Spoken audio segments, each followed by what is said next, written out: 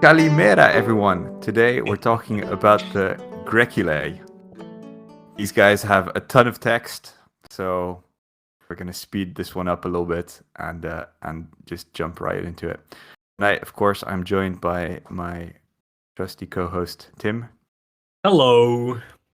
Right, we're in good humor tonight. Let's go. Yes. All right. So, first things first, let's be honest here. We both kind of dreaded the Greeks episode because they're a complicated faction with many different, with three different variants.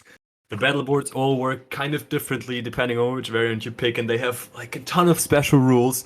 And so we kind of pushed it back and back again a few times now. But we're here now, and we're kind of I'm looking forward to doing this because I've played into Greeks a bunch of times now, and I feel like they are way cooler than I thought they would be. So yeah, let's do this and let's do it right. All right. I'm not looking forward to this, so I'm glad one of us is. Doesn't matter. Let's move on. So Cool. Like you said, they have three different flavors of Greeks, depending on the geographic location that you like your Greeks to be from. So maybe in a nutshell, you have your Epirot Greeks. So that's your usual, I guess, probably the most famous guy being Pyrrhus of Pyrrhic victory fame. That region. So, and then you have your Syracuse Greeks from Sicily, and then your Italiots and Magna Graecia Greeks from the mainland of Italy, basically. So all three of them have different equipment options, actually pretty significantly different equipment options. And Syracuse even has a completely new rule for their warlord. So Yep. Let's jump into it. How should we do this? Okay. So first things first, since there's a bunch of things here, and I've only played them a few times myself.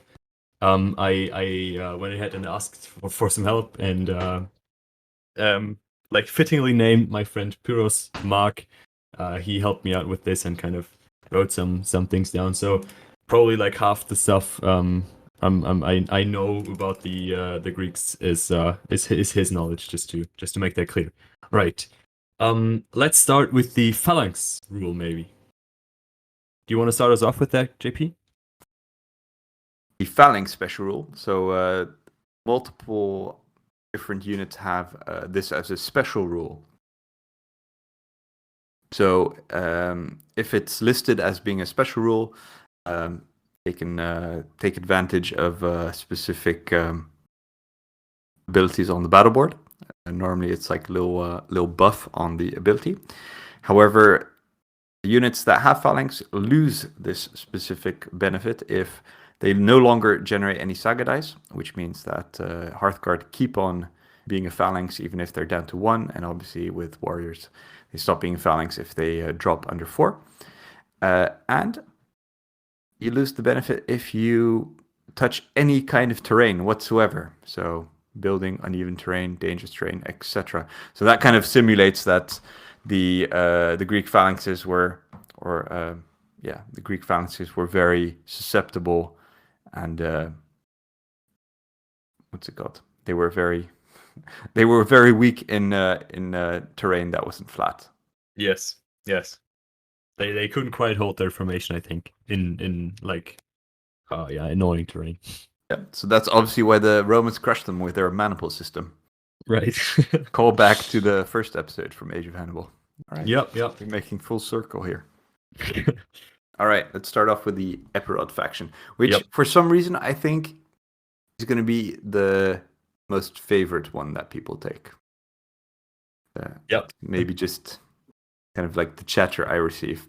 Anyway, so your Epirot warlord must be mounted on a horse. Same thing with your Hearthguard, they must be mounted on a horse, and that they have no special equipment. You can take an elephant with this particular variant of Greeks. Yep. And they have, as far as I can see, the usual rules for elephants. So massive presence, resilience, etc., etc. And here, your warriors are equipped with Sarissas, which is another special rule, or I guess equipment option that we need to discuss. and they also have the special rule phalanx.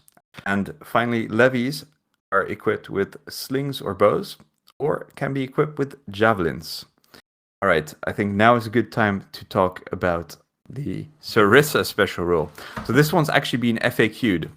So here, this special equipment allows you to, after a move activation, you get a free activation, a shooting activation, which generates no fatigue with a range of S. Yeah, right. That's only just the first part of the Sarissa. There's a bunch of rules, I think. So even though you kind of can activate for shoot with a range of short or S, they don't count as being equipped with ranged weapons when they're equipped with the Sarissa. They still count as being equipped with like sword and board, so they can close ranks, and that's very important. But they can only close ranks if they're in open terrain. And one more thing is they can only move short instead of move medium. So they're a little bit slower, but they can charge medium. So their move is S, but their charge is medium. And one more important thing, a unit equipped with Sarissas does not have a fatigue. They get a bonus of +1 on their attack dice into any sort of mounted unit or elephants. Right, so they have a bunch of special rules. I feel like the Sarissas are one of the more complicated equipment options, but they're basically like javelins. They don't count like ranged weapons, and they can only attack short instead of medium. And yeah, you have a bunch need of, to stay in open terrain to get the bonus. So yeah, so basically nothing like javelins. All right, that's exactly it. Yeah, yeah, but that's the whole spirit of the Sarissas. They're I don't know, they're new, right? Like they're very different to other stuff. But yeah, and I guess like here javelins. they're just simulating that it kind of pokes people really far away, since the Sarissa is a really large, really long spear. Yep. So moving on. Let's talk about Syracuse. So here they actually have a special rule for your warlord. So this special rule is called Tyrant. The Syracusan warlords have an additional ability called Tyrant.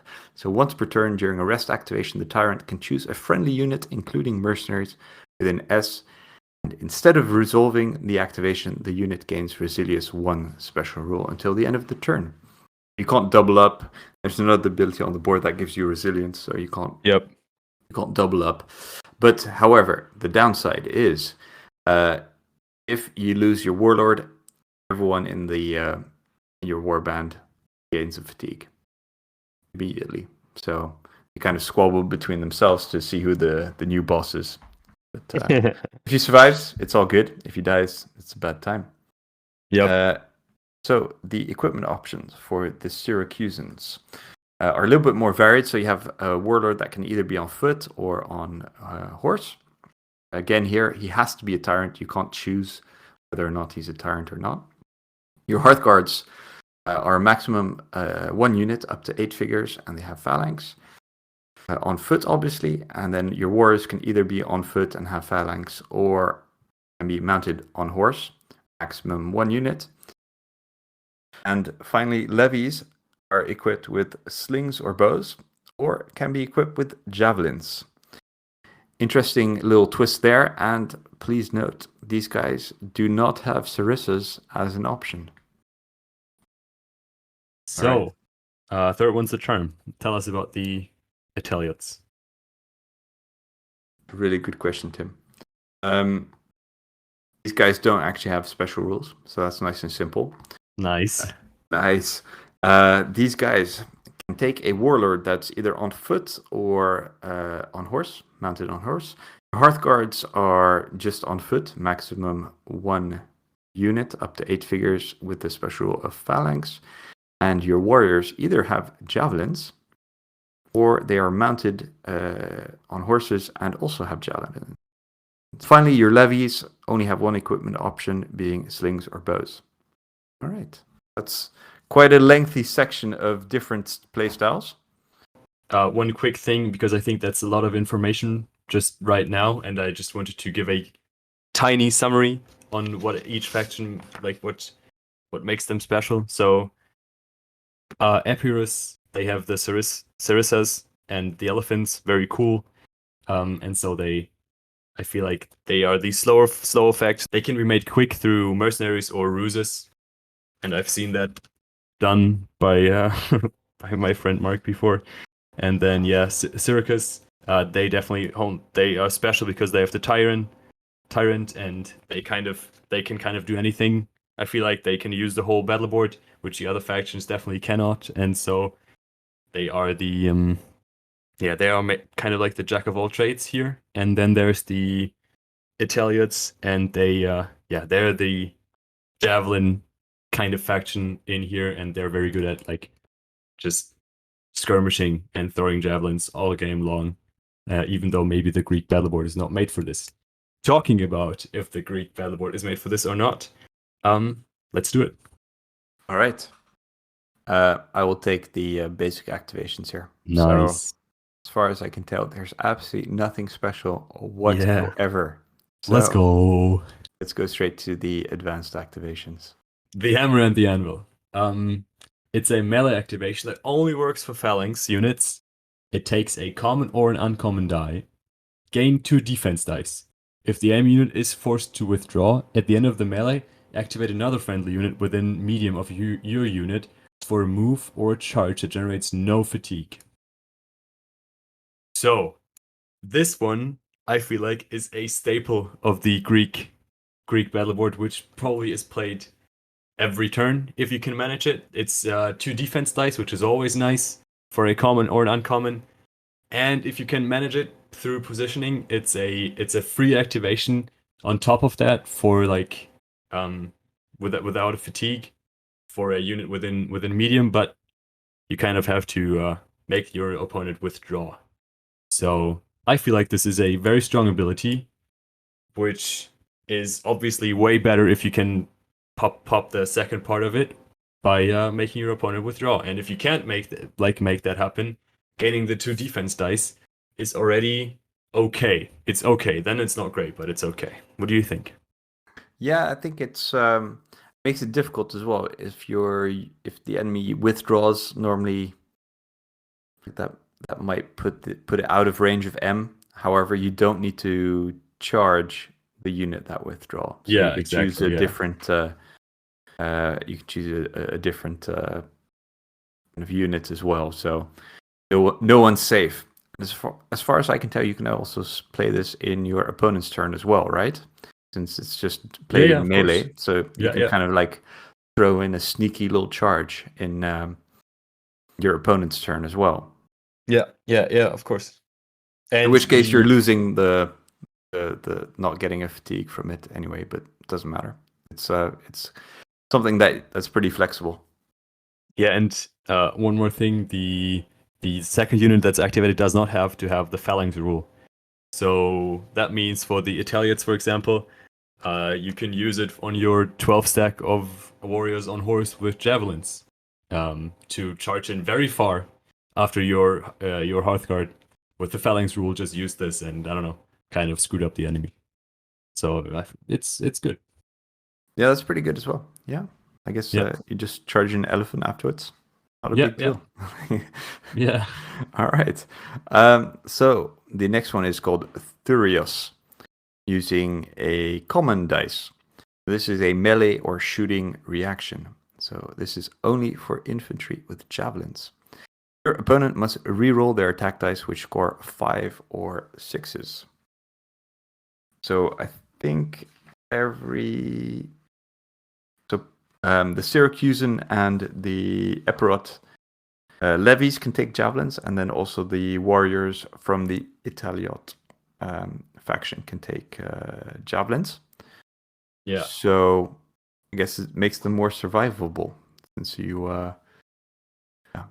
they kind of have an armor of 3 in melee, so that's not great. So here you cut down the amount of damage they're taking by a pretty significant amount just for a common. So not bad at all. Yeah, I feel like a unit with javelins is kind of always made to kill and die, like kill everything they touch, but also die in the process.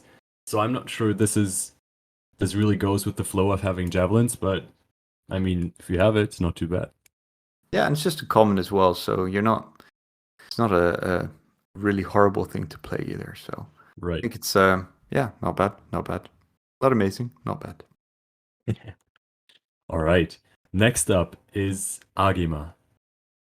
It takes 2 commons. It's an activation. Activate a unit for a charge. If it is a phalanx, it gains 3 bonus defense dice in the ensuing melee.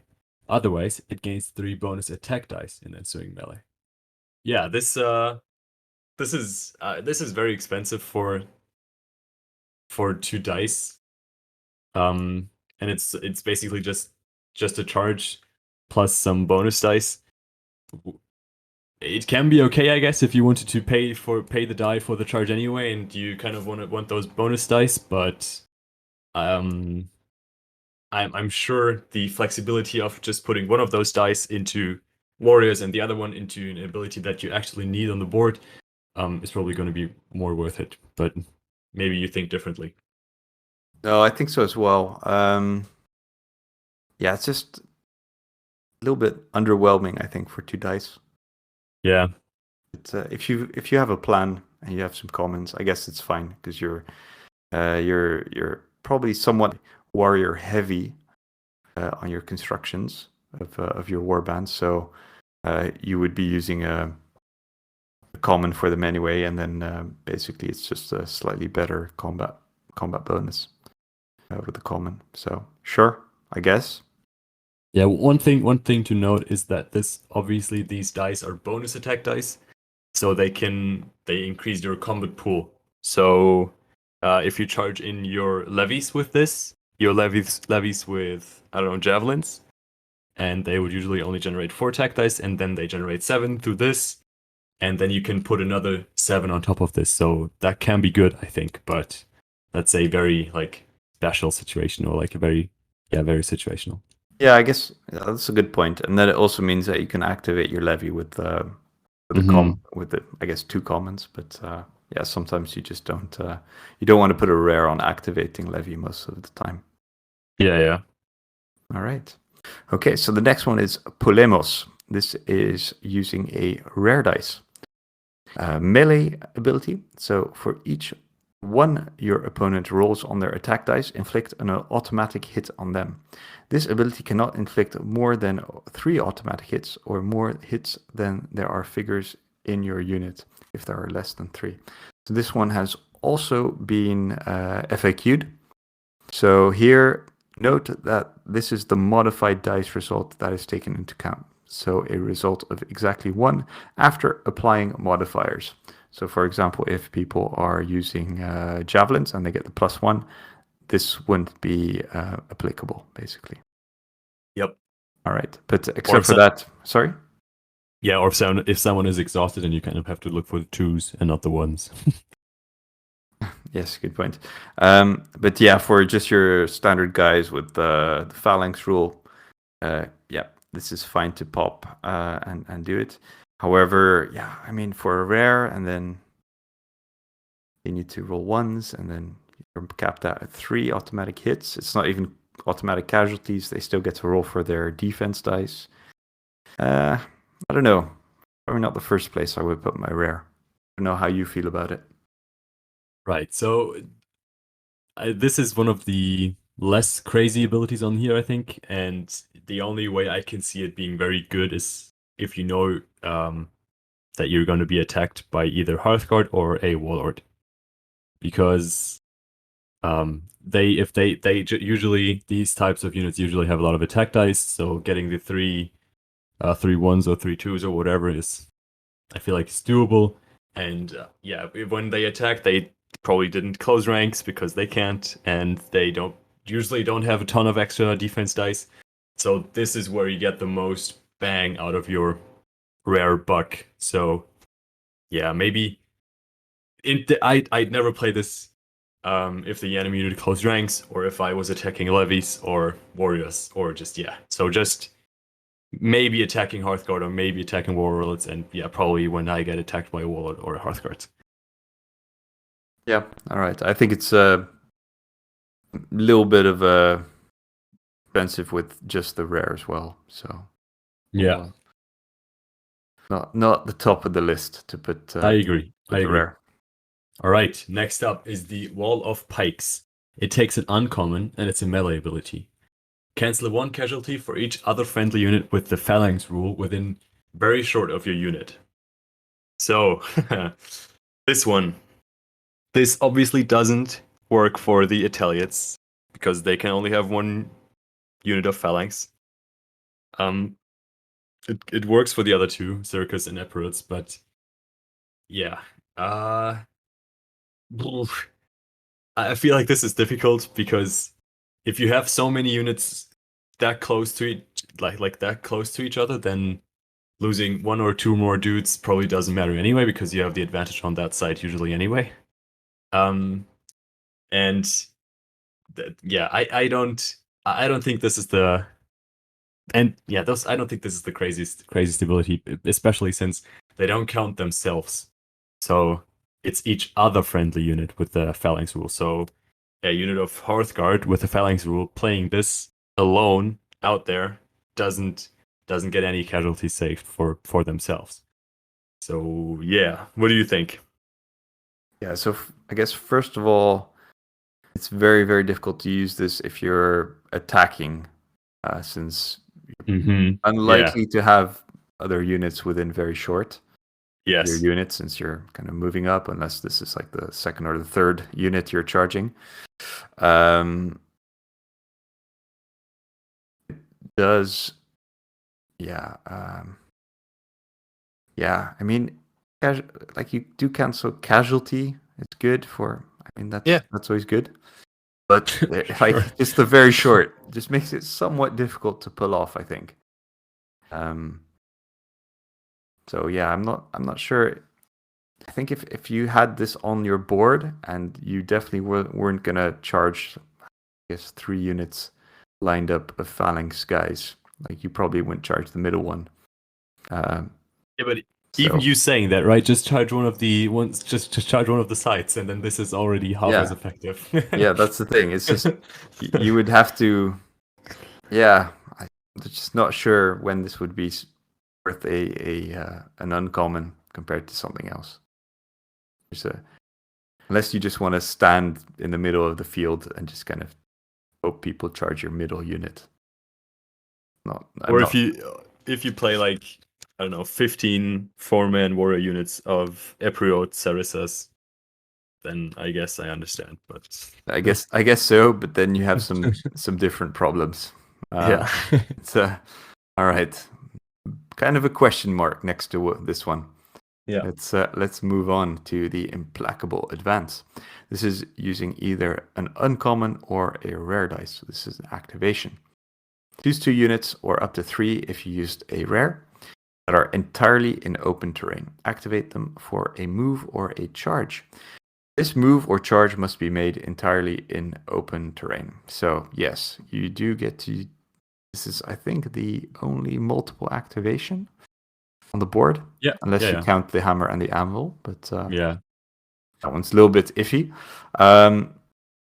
Again, I guess you want to stay in open terrain anyway, especially with your Sarissa units. So no surprise there. Yeah, you can activate 2 units of warriors with an uncommon, which is always good. So, or 3 if you use rare. I guess it's okay. Yeah. So I think this is one of the best abilities on here, maybe together with Hammer and Anvil, or like 1 or 2 that are still down the line. But yeah, it's a good multi-activation, and you want to stay in open terrain anyway, and especially like the Italians with their horses and javelins, they really enjoy this. And yeah, so I think this is a good ability to kind of keep your dice efficiency up. It's good. Yeah, sure. I think it's okay. It's not amazing. I'm not sure it's. I agree with it being one of the better ones on this board, but maybe that's just saying that the other ones aren't that great. I don't know. No, I think no. Yeah, we'll see. But yeah, I think this is one of the better ones on this board. Yeah, for sure. Next up, Aspis, or Aspis. It's a common and an uncommon, and its orders reaction until the end of the turn. Your infantry units equipped with javelins can close ranks. Your units that have closed ranks gain 2 bonus defense dice in the ensuing melee, or 3 if they are a phalanx. And yeah, I probably will concede because this might be the best ability here, but it's super expensive, of course. But yeah, if you play Italians and have a bunch of warriors with javelins running around doing their stuff, they get crazy tough because closing ranks and getting defense dice every time they get attacked, like for free, quote unquote, is very good. But 2 dice, obviously expensive. What do you think? Yeah, this is good. I like it. Just making those survivable or those kind of lightly armored units survivable, always good. And then obviously any guy with Sarissas, they can close ranks anyway. So yeah, bonus attack dice, always good. So yeah, defense dice. Oh, sorry, yes, defense dice, even better. Big fan of this one actually. Yeah, it's very annoying. I've played into this many times because it's basically played every single turn. And if they have Sarissas in their units and just a bunch of warrior units, they always or obviously have phalanx. So when you charge them, they can close ranks and get 3 bonus defense dice. And then in the end, you usually, even if you have like 15 attacks into their armor 4, you usually kill like 1 or 2. It's very frustrating. All right. Let's move on to the next one. So it's the Legacy of the Ancestors. This is using either a common or a rare. Again, an orders or an orders reaction ability. Choose one of your non-mercenary units. The unit gains the Resilience 1 rule until the end of the turn, or Resilience 2 if you used a rare. I actually quite like Resilience. I know some people don't, but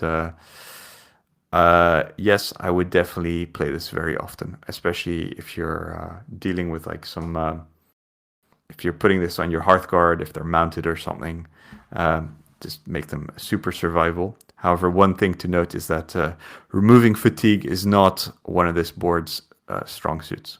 So yes. Once they get fatigue, yeah, good luck getting rid of it. So I think that's kind of this ability in itself is fine. However, when you look at it in combination with the rest of the board abilities, yeah, you're kind of screwed if they take 2 or 3 fatigues. This is obviously very, very good in combination with like the hammer and the anvil. Because if you can cancel 3 of your hits, then chances are high that your opponent lost that melee, and they have to retreat, and you get the attack again with another unit. And the combo abilities with on this board with Legacy of the Ancestors, Aspis, the Hammer and the Anvil, all of these abilities that make you survivable, and if you survive, you can attack again. That's it's pretty cool. All right, next up is Hubris. It takes an uncommon die. It's a melee ability for defenders only. After this melee is resolved, activate your unit for a charge. Your unit still counts as the defender in this new melee. So yeah, you can, if you wanted to, you can, after you played Aspis and get extra defense dice, after you close your ranks because you're the defender and you won that one quite well, then you can just make them charge again and be the defender again and still close ranks again and so get extra defense dice again. Yeah, this is...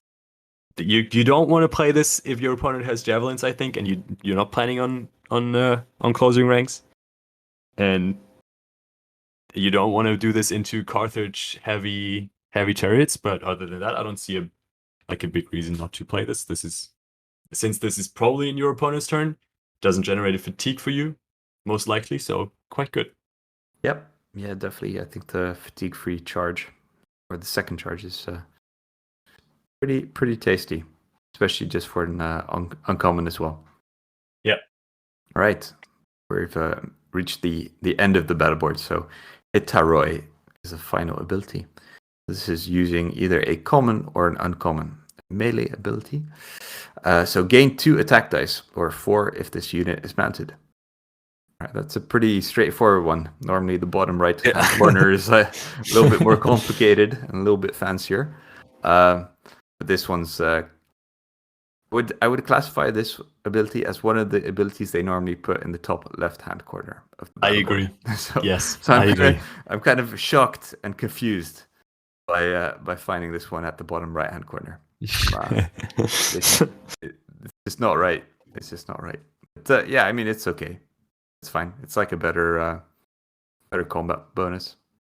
Yeah, if you play this with your mounted warlord, or if you play this with your warriors, your mounted warriors with javelins, or your mounted Hearthguard or anything, I think this is great. A common for attack dice on any of your mounted units, sure, I'll take it. But on your non-mounted units, this is probably just okay. I'm a little bit confused because there's a lot of different abilities, different equipment options, different special rules. So how do we put this all together, Tim? How are we playing this? Right. So let's first things first, let's talk about the Epirus army. So I think, and I know this from experience because, as I said before, my friend has played this many times into me, and he did that well. So there's a bunch of warriors, probably it's like 4 points of warriors split into big units, and then then the elephant, also great, and then some type of mercenary just to kind of fill the gaps. That's because the warriors have the Sarissas, and I in my opinion they're strong. I know they can only move short, and I am a player that likes to be very, very fast, but since most scenarios don't really mind moving short and charging medium, I think they're strong. They're not maybe not OP, like super crazy overpowered, but I think they're strong if played right. So yeah, that's the Epirus. A lot of warriors with Sarissas, an elephant, and probably mercenary units. That's how Pyrrhus does it anyway. Right. Syracuse. I think the warriors just on foot, counting as phalanx, are really good, and having a unit of Hearthguard on foot as being phalanx again doesn't really add anything for your army other than being able to protect your warlord, which you really, really, really need because he can't die. So you probably need them, but I'm not sure if they're much greater than the warriors. But so again, lots of warriors, one unit of Hearthguard for Syracuse, the Tyrant, and then if you wanted some speed, maybe bring some mercenaries to kind of get that going. And then for the Italians, in my opinion, the Hearthguard here are super important, and I think they're really strong. Just bring maybe an 8 stack or a 6 stack of Hearthguard, and your warlord nearby. Have tons of warriors with javelins, and maybe a one big warrior unit with javelins on horse. So you have a little bit of reach. You can get to important things if you need to. But yeah, they definitely have very, very different playstyles. The Epirus faction being more slow, steady advance, kind of push into the opponent, just slow and grind them down. The Syracuse, they can kind of, if you want to, you can take your warriors on horse and be quick and do more special stuff, and kind of you have to protect your warlord at all costs. And then Italians being really quick with their javelins, moving and probably double moving a lot if they can, and having maybe a unit on horses with javelins. They definitely have different playstyles, and I'm not sure we can cover it all here. It's they're definitely, even though it's one battle board, they definitely don't use the same abilities throughout the 3 different factions. No, definitely not. Yeah, I also, from just the kind of glance at the abilities as well, I feel like the Italiot equipment options probably put you at disadvantage here, since you're losing out on a lot of phalanx abilities, except for on your Hearthguard. Mm-hmm. You're gaining the speed, but you're kind of the better version of a lot of these abilities are reserved for people with phalanx. So it makes it a little bit difficult, I think, for them. And then, unless I'm reading this one wrong. Yeah, I'm not sure. I'm not sure I agree, because there's only really one upgrade, and that's on Aspis, where you get 3 defense dice instead of 2 when you have the phalanx keyword, which is obviously better. But for Agema, you if you have the phalanx, you gain 3 defense dice, and if you don't have it, you gain 3 attack dice, which, in my opinion, obviously as an aggressive player, is a disadvantage to have phalanx here. And then the only other very important place to have phalanx is the hammer and the anvil.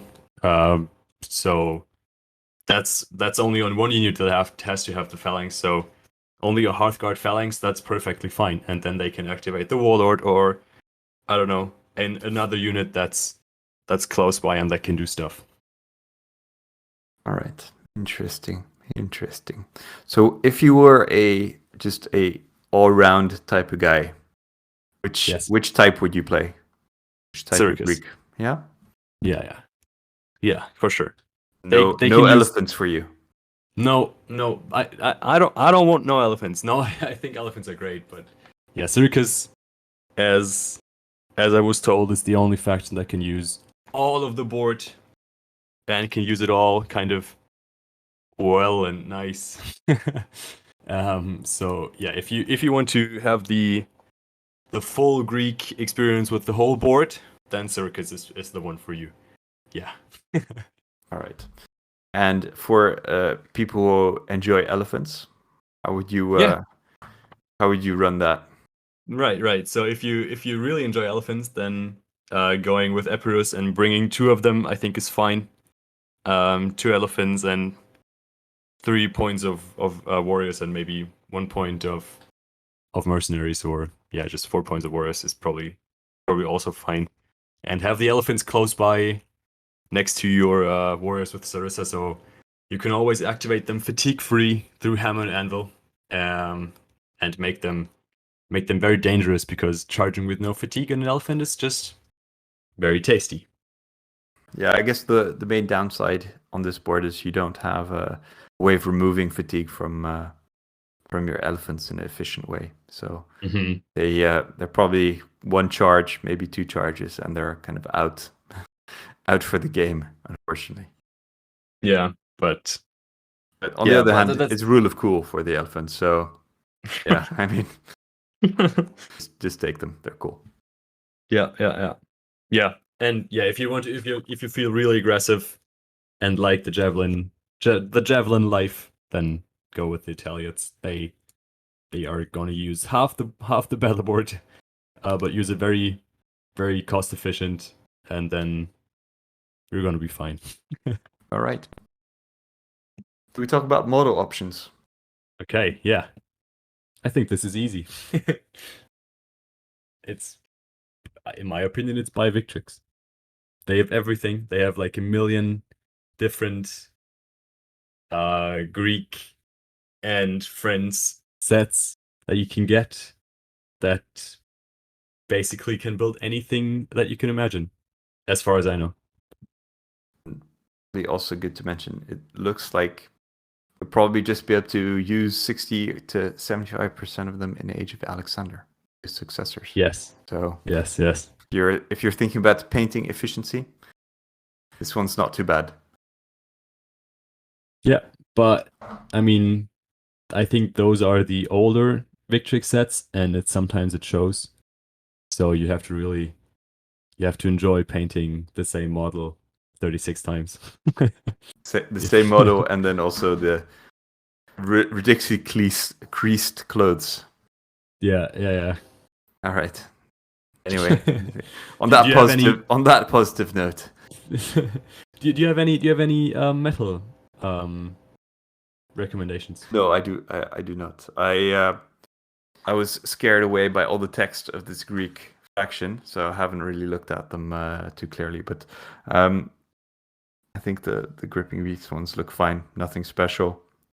It's not something I'm super excited by, and that really tempts me to buy. Yeah. Buy it.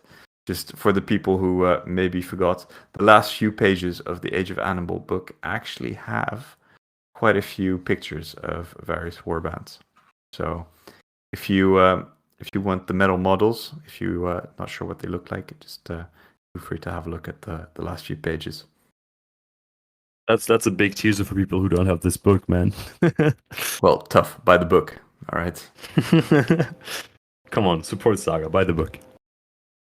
All right. Yeah, makes sense.